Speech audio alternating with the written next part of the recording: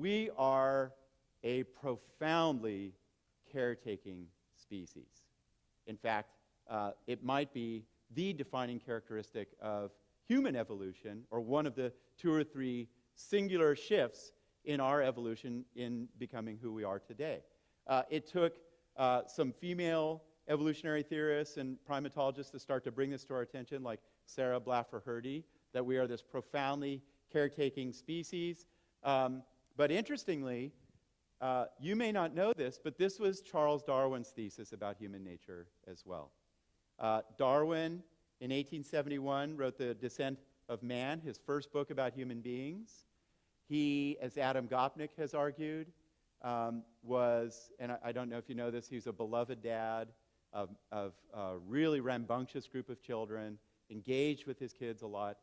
And a defining event in Darwin's life was that one of his most beloved daughters died, and he nursed her to her death at age 10. And out of that, Darwin started to have these deep insights about the place of suffering in human experience and the place of compassion, and it led him to write that sympathy will be increased through natural selection for these communities, which include the greatest number of the most sympathetic members, would flourish the best. And in this passage, Darwin says, sympathy is our strongest instinct, stronger than self-interest and the maximization of self-interest, forgotten by evolutionary science for quite some time. Well, why? How could you make the case that sympathy is our strongest instinct?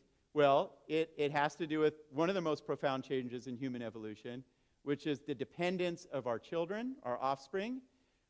This is a little bonobo. Isn't he cute? Isn't that great? I'd trade that bonobo for my teenage daughters. No, sorry. And this is a chimpanzee. I love my daughters. So oh my God, I'm being videotaped. I just said that. Scratch that. Okay. This is a chimpanzee, little baby chimpanzee. What are they doing that's unusual for offspring, babies? They're eating by themselves. Average human nurses around the world nurses their babies 4 years, average mom. What else are they doing that's unusual? They're sitting up, right? Most babies at this age, like, you sit them up and they go, watch out, man, my head's really big, woo, you know. Well, it took a while for evolutionists to appreciate this, but as we started to walk upright on the African savanna, our pelvises narrowed, right? And our birth passage narrowed. As we developed these wonderful abilities with language and music and symbolic representation, we got these big cortexes, which we're about to talk about, and our heads got bigger.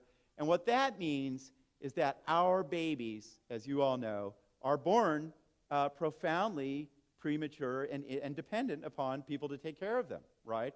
Our babies, compared to these offspring, are the most vulnerable offspring on the face of the earth, taking 7 to 49 years to reach the age of independence, right? And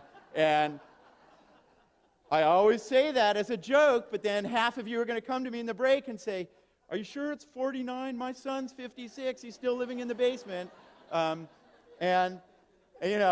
when my daughter recently told me, I figured out, Dad, what I want to be. And I was like, great, what is it? She's like, I want to be a writer. And I was like, I'm going to be paying your bills for 60 years. Right? Unless she's as good as Robert Sapolsky. So, but that, as Sarah Blaffer-Hrdy and other people have argued, that simple fact changed everything. It rearranged our social structures, building cooperative networks of caretaking, and then it rearranged our nervous systems. We became this super caregiving species.